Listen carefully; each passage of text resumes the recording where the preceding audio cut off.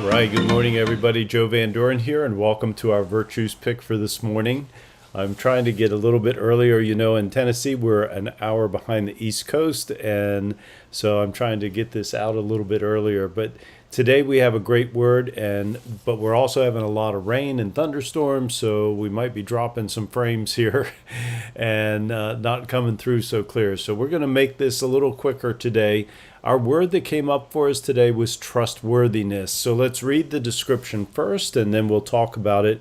Trustworthiness is being worthy of the trust others place in us.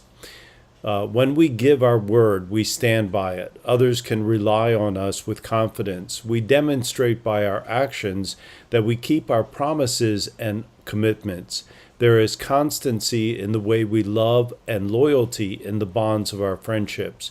Trustworthiness is the foundation of our business agreements and our personal covenants. When we are worthy of trust, we attract abundance. We create lasting success. What a beautiful word and virtue that all of us, certainly hope that others feel with us. But it's really up to us, isn't it?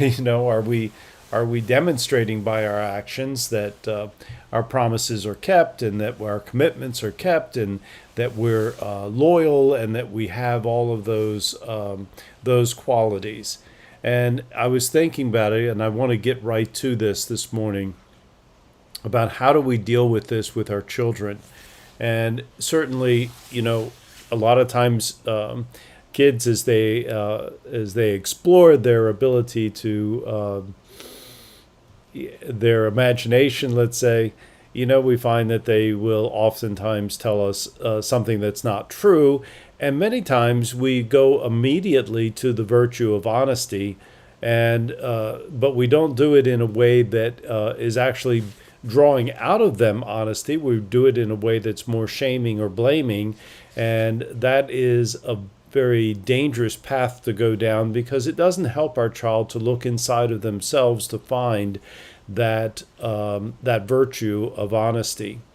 And so honesty is important, but why? Because it builds that virtue of trustworthiness.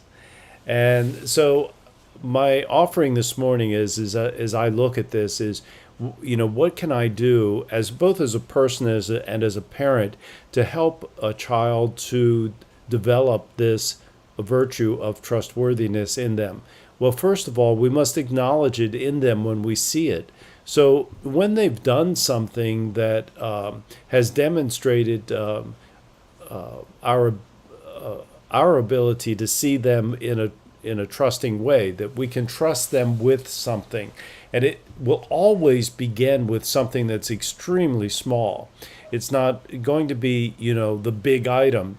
When the big item comes up, they might be more moved towards not disappointing you, or not or being afraid of being punished. And so they might lean towards not telling the whole truth, or lean towards developing a story around their experience. And so we need to find those times when they've demonstrated trustworthiness and acknowledge it. This act that you just did, the thing that you just said, demonstrates this virtue of trustworthiness, and it makes mom and dad able to feel that with you. And so that's an excellent way of beginning, and we can guide them towards that trustworthiness, but only after we've established some good feelings within them that they have this virtue within themselves. And so we build it up, and we start at a very young age using the words that are most important to us. So those are my thoughts this morning about trustworthiness. Today I will be focusing on it, and am I keeping my promises and commitments? And it's amazing to me because just the other day we had the word reliability come up, and certainly reliability is one of those virtues that when we are demonstrating it at its fullest and best, we do become trustworthy in the sight of others. And I guess another way that we could look at this, we're not going to go into it today, but just a little bit of a thought is, do we trust ourselves?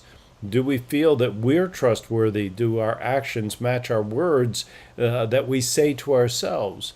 And if not, that is also an excellent place for us to start with ourselves as parents or as adults in this world. So.